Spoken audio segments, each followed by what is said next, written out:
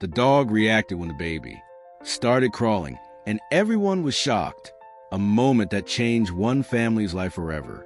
Nobody in the room expected what happened next. The parents had their phones out, not to call for help, not to record something alarming, but because they instinctively knew they were witnessing something they would want to watch again for the rest of their lives. Their baby, 7-month-old Lily, had just pushed herself up onto all fours for the very first time. Her small arms trembled. Her eyes were wide with the effort of holding herself up. And then, from across the living room, their 4-year-old golden retriever, Max, did something that left every single person in that house completely speechless. He crawled, not walked, not trotted over curiously. He lowered his big golden chest of floor, stretched his front legs out ahead of him, and began moving across the carpet on his belly. Slowly, deliberately, eye level with the baby, as if to say, I see you, I'm right here, and I'm going to do this with you. Within 48 hours, the video had been viewed over 12 million times. Within a week, the story had been covered by news outlets across 4 continents. But what most people missed in the flood of shares and comments was a deeper truth hiding inside that 30-second clip. A truth about animals, about babies, and about a kind of intelligence that science is only now beginning to understand. He didn't just react to the baby. He responded to her, as if he understood exactly what she was trying to do, and decided the most loving thing he could offer was to do it alongside her. A house full of love, and one very attentive dog. Sarah and Daniel had adopted Max from a local rescue shelter when he was barely 8 weeks old, 3 years before Lily was born. He had grown into a gentle, perceptive dog with a habit of resting his head on whoever in the room seemed to need it most. When Sarah was pregnant and exhausted, Max slept at her feet. When Daniel came home stressed after long days at work, Max met him at the door with his leash in his mouth, a wordless invitation to walk it off together. When Lily arrived, there was a usual period of adjustment. The couple had read every article they could find about introducing a newborn to a resident dog. They'd watched training videos, consulted their veterinarian, prepared carefully, but within the very first week, it became clear that their preparations had been almost unnecessary. Max didn't need to be taught to be gentle with Lily. He already knew. He would approach her bouncer slowly, sniff the air near her feet without touching, and then retreat to his bed nearby. He stationed himself outside her nursery door during naps. On nights when she cried and Sarah or Daniel were slow to reach her, the couple would wake to the sound of Max whining softly outside the door. Not aggressively, not urgently, but in the way a worried friend might say, "Hey, someone needs you." Months passed. Lily grew, and Max watched every single stage of her development with what her parents could only describe as focused, quiet devotion. The morning everything changed. It was an ordinary Tuesday in late October. Sarah had set Lily down on a soft play mat in the living room while she folded laundry nearby. Daniel was working from home, his laptop open at the kitchen table. Max was lying in his usual spot, a faded green blanket near the couch, positioned with a clear sight line to wherever Lily happened to be. Lily had been showing signs for days of wanting to crawl. She would rock on her hands and knees, frustrated by the gap between intention and ability. She would reach for toys just beyond her grasp, straining forward, sometimes face-planting into the mat with a soft thud that made everyone within earshot flinch. That Tuesday morning, she got herself into position again, both arms locked, both knees on the mat, her small face scrunched with concentration. And for the first time, instead of rocking in place, she moved her right hand forward. That was the moment Max stood up from his blanket. Sarah noticed immediately and grabbed her phone without fully understanding why. Later, she would say it was instinct. Something in Max's body language telegraphed that whatever was about to happen was worth capturing. He walked toward Lily slowly, as he always did. But then, when he reached the edge of the mat, he did something neither of them had ever seen a dog do before. He lay down on his stomach and stretched out his legs behind him, face at her level, watching her with calm, warm eyes. And when Lily moved her right hand forward again, and this time miraculously brought her left knee forward to follow, Max moved too. His elbows shuffled forward. His belly dragged across the carpet. He was crawling, matching her, movement by movement, like a mirror made of golden fur. Lily looked up at him. She laughed, a big, open-mouthed, whole-body laugh, and reached out one wobbly hand to touch his nose. Max licked her fingers once, gently, and then repositioned himself ahead of her, as if to say, "Come on then, I'll show you where we're going." In the video, you can hear Daniel's voice crack as he calls out from the kitchen. "Sarah, are you seeing this?" Dogface, does your pet have a story like this? Thousands of families have moments just like this. Small, extraordinary flashes of connection between animals and children. Share yours and help remind the world why these bonds matter. Share your story. What science says about what Max did. When the video went viral, it wasn't just the general public who took notice. Several animal behavior researchers reached out through social media and academic channels to comment on what they were seeing. Their responses were careful. Science rarely moves at the speed of trending video, but notably enthusiastic. Dr. Alexandra Horowitz, a cognitive scientist and author of books on dog cognition, has written extensively about the inner lives of dogs. While she did not comment specifically on Max's video, her broader research offers a compelling framework for understanding it. Dogs, she argues, are uniquely attuned to human attention and behavior in ways that go beyond simple training. They track human gaze, they read emotional states, and most remarkably, they appear capable of something researchers call perspective taking, the ability to understand, at least partially, what another being is experiencing. Research context. Studies at the Duke Canine Cognition Center have shown that dogs follow human pointing gestures better than chimpanzees, our closest genetic relatives. Dogs have co-evolved with humans for over 15,000 years, developing a social intelligence uniquely tuned to our emotional cues, needs, and behaviors. What Max appeared to do, lowering himself to Lily's level, matching her movement, positioning himself ahead of her as a kind of destination to crawl toward, is consistent with what researchers describe as affiliative mirroring, the instinct to match the physical state of someone you're bonded to as a gesture of solidarity and encouragement. Humans do this too. We unconsciously mirror the body language of people we care for. We crouch down to speak to children at their height. We slow our pace when walking with someone who is struggling.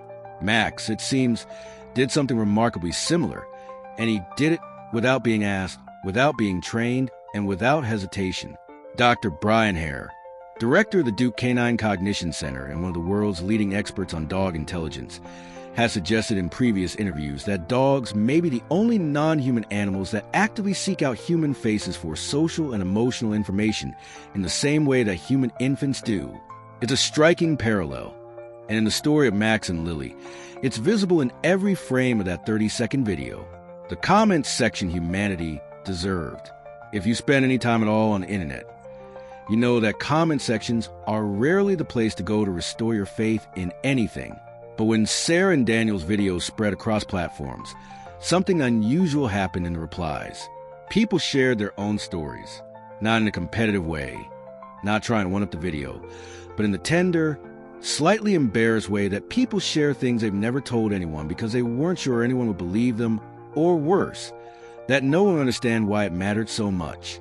A woman in Scotland wrote about her border collie who had stationed herself outside the bedroom door every day for 3 months while the woman recovered from surgery, and who had begun whining at exactly 2 p.m. each day because that was when the medication wore off and the pain returned before the woman had even consciously registered herself.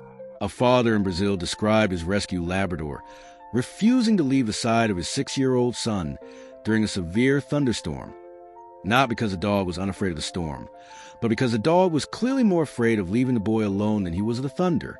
A retired schoolteacher in Ohio wrote simply, "My dog knew I had cancer before my doctor did.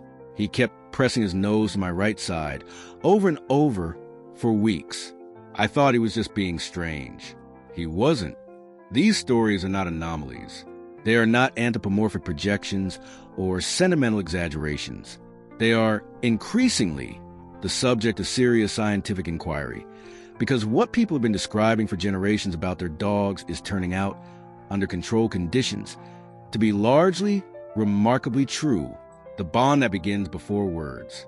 There is something particularly profound about the relationship between dogs and very young children, something that operates below the level of language in the older, quieter parts of the brain where instinct lives. Babies cannot explain what they need. They cannot ask for comfort with words. They communicate entirely through sound, expression, and movement, a language that dogs, it turns out, are extraordinarily good at reading. Studies have found that dogs can distinguish between the cries of infants and adults, that they respond differently to a child's distress signals and adult distress signals, and that many dogs appear to feel something researchers carefully describe as empathic arousal when infants cry, a measurable physiological state that looks, in every testable way, like concern. For Lily and Max, the bond had been forming since before she could open her eyes fully. He had slept outside her door. He had watched her sleep. He had learned the rhythm of her breathing, the meaning of her different cries, the schedule of her needs. By the time she pushed herself up on that October morning and looked across the mat with her wobbly arms and her enormous determination, Max knew her better in some ways than she knew herself. His crawling alongside her was not a trick. It was not a coincidence. It was a natural culmination of 4 months of paying attention. The most extraordinary thing about that video isn't what the dog did. It's how completely unsurprised the baby was. To Lily, this was simply what love looked like, showing up, getting low, and moving forward together. What the story asks of us. In a world saturated with content designed to provoke outrage, anxiety, and division, the story of Max and Lily went viral for the oldest reason in the book. It reminded people of something true. It reminded us that intelligence is not one thing. That empathy is not one thing. That love, expressed in a language without a single word, is still love, perhaps more purely than most of the love we manage to articulate. It reminded us that the animals we share our lives with are not accessories or entertainment, not props or decorations. They are beings with inner lives rich enough to notice our struggles, complex enough to respond to them, and loyal enough to get down on the floor and crawl beside us when we need them to. It asked us, gently, without agenda, to pay attention to what is happening in our own homes, in the quiet moments between the noise, to notice the dog who has stationed himself near the person who is hurting, to recognize the animal who has been watching you with patient, steady eyes, cataloging your needs, memorizing your rhythms, waiting for a moment when showing up alongside you is the most useful thing he can do. And perhaps most importantly, it asks us to consider what Lily will grow up knowing deep in her bones, that many of us had to learn much later and with much more difficulty. That she has never been alone in her efforts, that the world contains creatures who will meet her where she is, and that moving forward is easier when someone who loves you gets down on the ground and does it with you. Where they are now, Lily is almost 2 years old now. She walks, runs, actually, with the unhinged enthusiasm of a toddler who has recently discovered that legs are astonishing. She and Max are inseparable in a way that only children and dogs can be, the kind of companionship that requires no maintenance and survives every interruption. He still stations himself outside her door at night. She still laughs the same whole body laugh when he licks her face. On the days when she falls down, which is often because she is 2 years old and the world is full of uneven surfaces, he trots over and stands beside her while she gets up, not rushing, not pulling, just present. Sarah says she still watches the original videos sometimes, late at night when the house is quiet, not because she needs to be reminded that it happened, but because some things are too good to only experience once. People keep asking us what Max was thinking, she told one interviewer. And I always say the same thing. I don't think that's the right question. The right question is what he was feeling. And the answer to that one is written all over his face in that video. He was feeling exactly what we were all feeling. He was proud of her. He wanted her to know she could do it. And he wanted to be part of it. That's not a trick. That's not instinct in the dismissive sense the word usually implies. That is a relationship. That is care. That is, though it moves on 4 legs and communicates in a language made entirely of presence, love. Red heart, if this story moved you, pass it forward. Stories like this one deserve to travel farther than algorithms usually allow. Share it with someone who needs a reminder today that the world contains more tenderness than the news would have us believe. Share this story. We spend so much of our lives waiting for grand gestures, the dramatic declarations, the sweeping moments of undeniable proof that we are seen and loved and not alone. We forget to notice the smaller, quieter version happening every day in our own living rooms. The dog at the foot of the bed. The animal who gets low and moves forward with you, simply because you are going, and he cannot imagine letting you go alone. Max knew what he was doing on that October morning. In whatever language dogs know things, he was doing what he had always done. He was showing up.